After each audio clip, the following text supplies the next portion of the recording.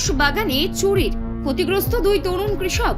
Bamutia police ফাঁড়ির অন্তর্গত ছোট আমতলী এলাকায় এক চাঞ্চল্যকর ঘটনার জন্ম দিয়েছে আনারস বাগানে চুরির হানা।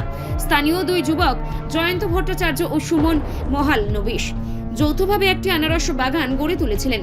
সরকারের স্বাবলম্বী হতে হবে আহ্বানের সাড়া দিয়ে তারা কৃষিকাজে আত্মনিয়োগ করেন, কিন্তু দুর্ভাগ্যের বিষয় রাতের অন্ধকারে কে বা কারা তাদের বাগানে প্রবেশ করে প্রায় 1000 আনারস গাছ চুরি করে নিয়ে যায় এবং কয়েকশো গাছ ভেঙে ধ্বংস করে ফেলে।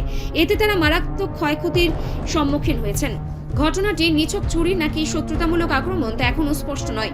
তবে এই ঘটনায় গোটা এলাকায় ব্যাপক চাঞ্চল্যের সৃষ্টি হয়েছে। স্থানীয়রা এই ধরনের নাশকতামূলক কর্মকাণ্ডে ক্ষোভ প্রকাশ করেছেন।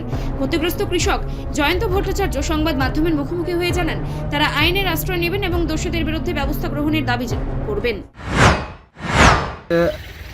আমাদের এই প্লটটাতে আমি যৌথভাবে আনারসের বাগান করছিলাম। তো এটার মধ্যে 1000 উপরে আনারসের চারা আসিল। তো সব চারা কে জানি তুল্লা লেগে গেছে আর কি, তুইলা নিচে প্লাস বাইঙ্গা প্রচুর সারা ক্ষতি করে লেগে গেছে। আপনারা কবে জানতে পারছেন এই বিষয়টা? আজকে সকালে, আমি লাস্ট 2 দিন ধরে বাড়িতে আসছিলাম না, তো আমি খেলার কারণে নেপকুমারে আসছিলাম। তো আজকে সকালে যখন আমি লাউ পাড়তে আসি, ক্ষেতের মধ্যে লাউ আছে আমার, তো লাউ বেচা নিতে গিয়ে এসে দেখি পুরো বাগান এরকম খালি। এখন যে কিছু চারা আছে এটা নিয়ে কি এই মানে এই প্লটটা সার্ভাইভ করা সম্ভব? না, যে চারা আছে চারা ভাঙ্গে লাইছে বেশিরভাগ আর কি, তাহলে এডিয়া টিকতো না মনে হয় যেভাবে ভাঙছে। রিপোর্ট সংবাদ প্রতীক্ষা।